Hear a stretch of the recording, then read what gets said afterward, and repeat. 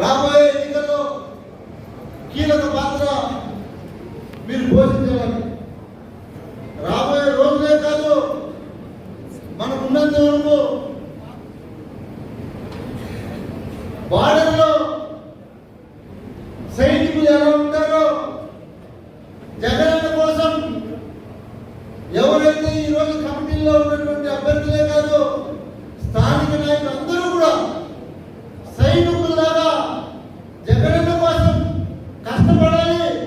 మీ కష్టానికి నేను కూడా తోడుంటానని మీకు తెలియజేస్తున్నాను. స్థానిక ఎన్నికలు ఎప్పుడైనా రావచ్చు, మన అభ్యర్థులను గెలిపించుకోవాలి. మనం ఎమ్మెల్యే ఎలక్షన్ 3 సంవత్సరాలు తెలుసు, కానీ స్థానిక ఎలక్షన్లలో కూడా మన పార్టీ బలాన్ని నిరూపించుకొని మన జెండాని ఎగరేసే బాధ్యత మీరందరూ కూడా తీసుకోవాల్సిందని కోరుకుంటున్నాను. ఈ కూటమి పాలనలో వాళ్ళ పరిస్థితి ఎలా ఉంది మీకు అందరికీ కూడా బాగా తెలుసు. కాబట్టి మనం అందరం కూడా జగన్మోహన్ రెడ్డి గారు చేసినటువంటి మేలుని గ్రామాల్లో తీసుకెళ్ళి గుర్తు చేస్తే చాలున్నటువంటి పరిస్థితుల్లో మేము ఉన్నప్పుడు ఎట్లా ఉండింది అంటే వాళ్ళే చెప్తారు ఈరోజు పరిస్థితి.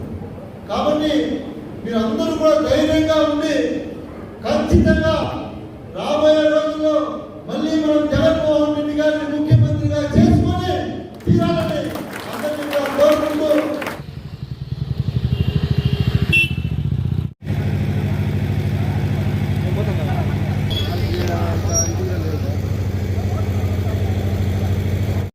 ఒకవేళ ప్రభుత్వాలు కూడా వాళ్ళ రూల్స్ కరెక్ట్గా ఉన్నాయా లేదా, ఇన్ కేస్ అలా లేకుండా ఉంటే మనం ఆన్లైన్లో కంప్లైంట్ రైట్ చేయొచ్చు కరెక్షన్ కమిషన్ చేయకూడదు.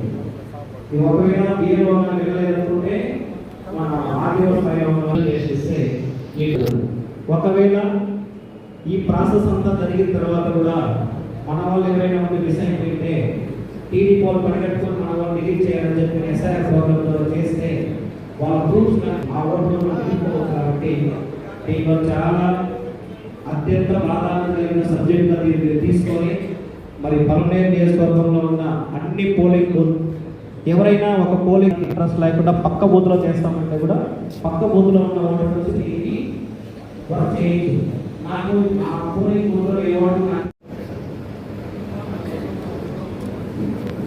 వేదిక అలంకించినటువంటి అధిగత మహారాజు అందరూ ఉన్నారు.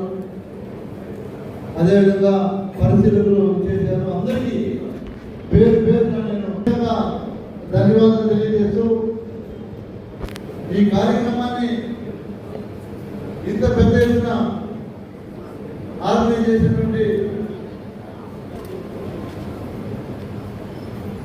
టౌన్ అధ్యక్షులు మరియు వారి బృందానికి ప్రత్యేకంగా ధన్యవాదాలు తెలియజేస్తున్నా. ఈరోజు మన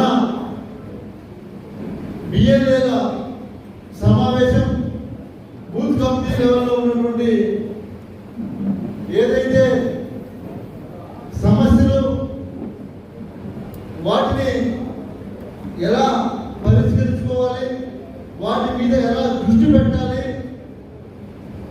రానున్న ఎన్నికల కోసం ఎప్పుడో ఇంకా 3 సంవత్సరాలు కదా ఎన్నికలు, ఇప్పటి నుంచే ఎందుకు అని కూడా చాలా మందికి ఆలోచన ఉంటుంది.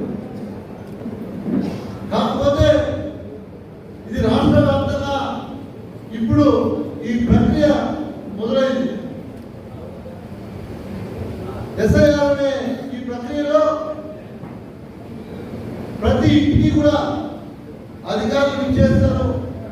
అధికారులు ఇచ్చేటప్పుడు ఆ ఓటరు ఆ వ్యక్తి ఆ ఇంట్లో ఉన్నాడా లేదా అని వాళ్ళు పరిశీలించేటప్పుడు రాజకీయ పార్టీలు ఎన్ని ఉంటాయో ఆయా పార్టీకి కావాల్సినటువంటి ఎవరైతే ప్రభుత్వ అధికారి ఉంటాడో బిఎల్ఓగా మనం బిఎల్ఏగా ప్రతి పార్టీ సంబంధించినటువంటి ఒకరు నియమించుకుంటారు.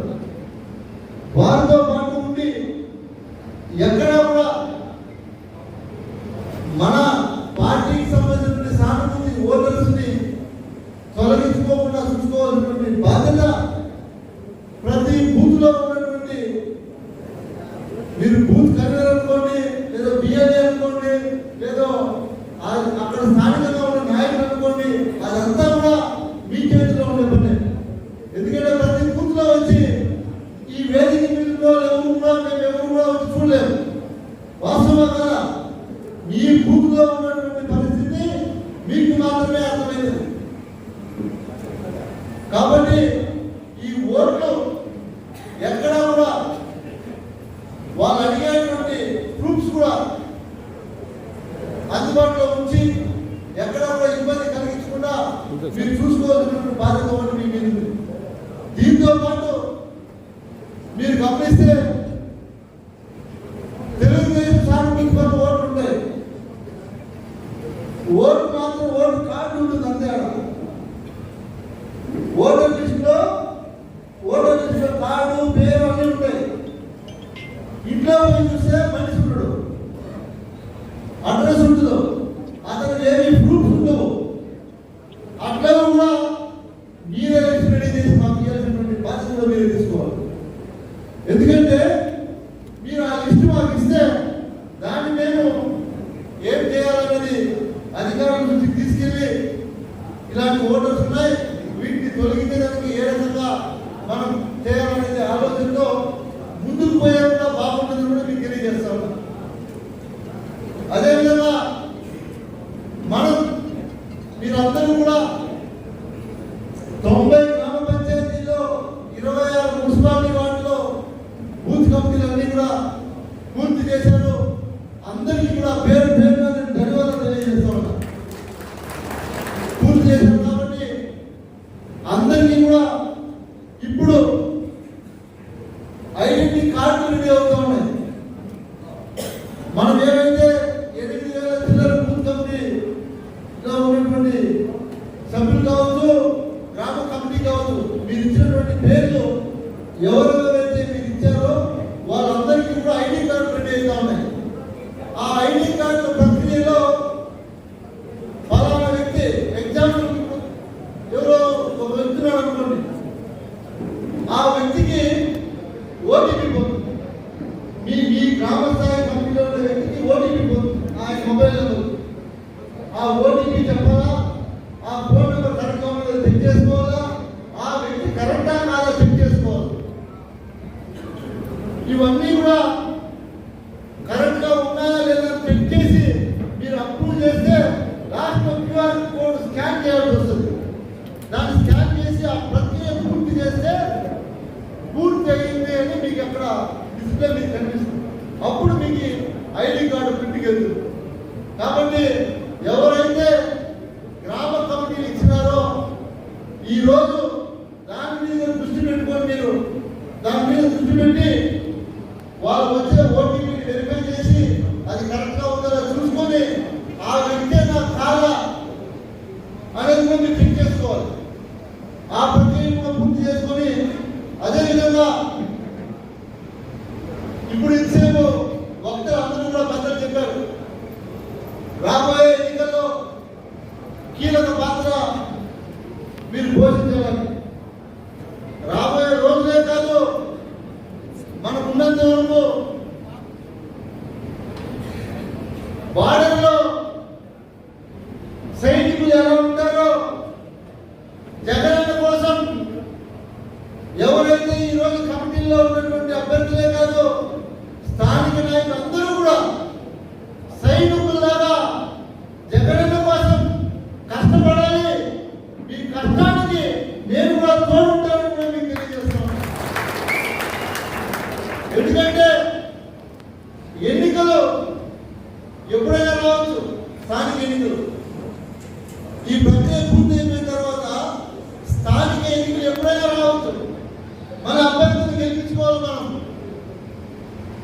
ఎమ్మెల్యే ఎలక్షన్ 3 సంవత్సరాలు ఉండొచ్చు, కానీ స్థానిక ఎలక్షన్లలో కూడా మన పార్టీ బలాన్ని నిరూపించుకొని మన జెండాని ఎగరేసే బాధ్యత మీరందరూ కూడా తీసుకోవాల్సిందని కోరుకుంటున్నాను.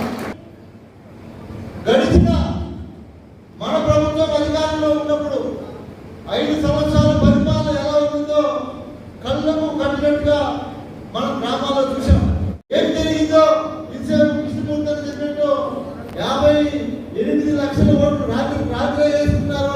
లేదా ఈవీఎం మేనేజ్ చేసుకున్నారో లేదా రకరకాలుగా లేదా ప్రజలే మోసపోయి ఓట్లు వేసారో కూడా తెలియదు, జరిగిపోయింది.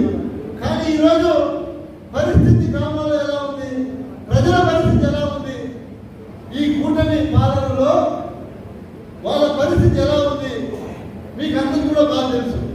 కాబట్టి మనం అందరం కూడా జగన్మోహన్ రెడ్డి గారు చేసినటువంటి మేలుని గ్రామాల్లో తీసుకెళ్లి గుర్తు చేస్తే చాలుకున్నటువంటి పరిస్థితులు మేము ఉన్నప్పుడు ఎట్లా ఉండింది అంటే వాళ్ళే చెప్తారు ఈరోజు పరిస్థితి. కాబట్టి మీరు అందరూ కూడా ధైర్యంగా ఉండి ఖచ్చితంగా రాబోయే రోజుల్లో మళ్ళీ మనం జగన్మోహన్ రెడ్డి గారిని ముఖ్యమంత్రిగా చేసుకొని తీరాలని అందరినీ కూడా కోరుకుంటూ ఇక్కడికి ఇచ్చేటువంటి ప్రతి ఒక్కరికి పేరు పేరున ధన్యవాదాలు తెలియజేసుకుంటూ మీడియా సోదరులందరూ కూడా ప్రతి ఒక్కరికి పేరు పేరున ధన్యవాదాలు. అందరూ కలిసి ఫోన్ చేసుకుని వెళ్దాం. కొంచెం ఉంటే కొంచెంసేపు ఎవరైనా మాట్లాడాల్సి కూడా నేను కొంచెంసేపు ఉంటే అందరితో